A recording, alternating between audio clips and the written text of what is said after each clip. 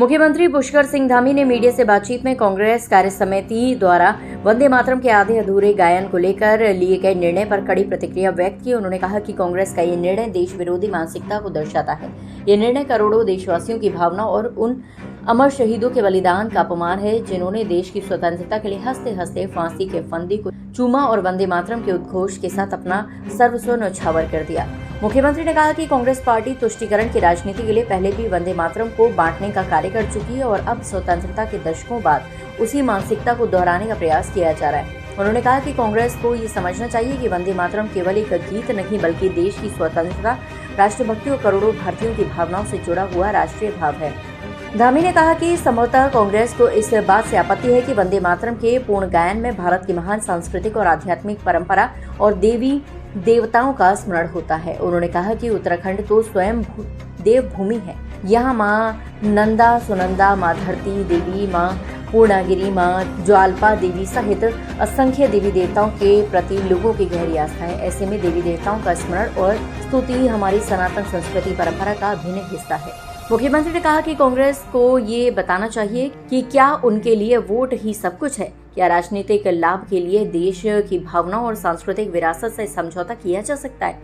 उन्होंने कहा कि जब देश की संसद द्वारा कोई कानून बनाया गया है तो उसका सम्मान करना प्रत्येक नागरिक और राजनीतिक दल का दायित्व है। कानून और देश की लोकतांत्रिक संस्थाओं का विरोध करना करोड़ों देशवासियों की भावनाओं का विरोध है।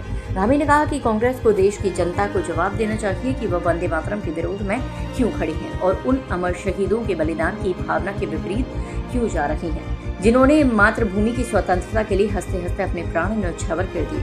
वंदे मातरम उन महान स्वतंत्रता सेनानियों के संघर्ष और राष्ट्रभक्ति का प्रतीक है, जिनके बलिदान के कारण आज हम स्वतंत्र भारत में सांस ले रहे हैं। कांग्रेस पार्टी ने जो वंदे मातरम आधा अधूरा गाने का जो उनकी कार्य समिति ने फैसला लिया है, वो देश विरोधी फैसला है।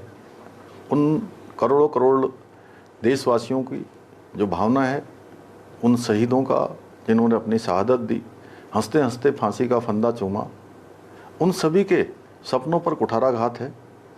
और कांग्रेस पार्टी ये हमेशा से करती रही है। तुष्टीकरण के लिए पहले भी उन्होंने वंदे मातरम को बांटा था।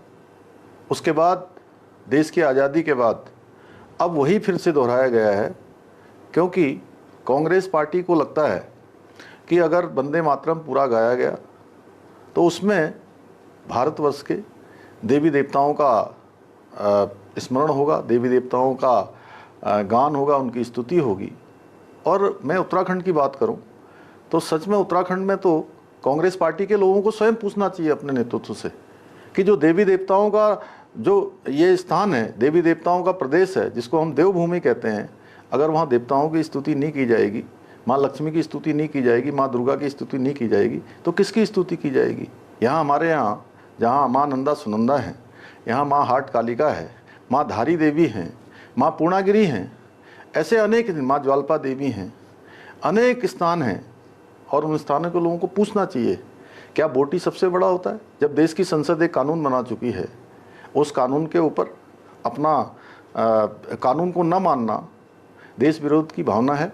और देश के करोड़ों करोड़ों लोग, उनको पूछना चाहिए, इनसे ये प्रश्न करना चाहिए कि आखिर कांग्रेस पार्टी देश के विरोध में क्यों जा रही है, वंदे मातरम के विरोध में क्यों जा रही है, उन शहीदों और उनकी शहादत के विरोध में क्यों जा रही है, जिन्होंने हंसते हंसते वंदे मातरम गाते हुए फांसी के फंदों को चूमा था।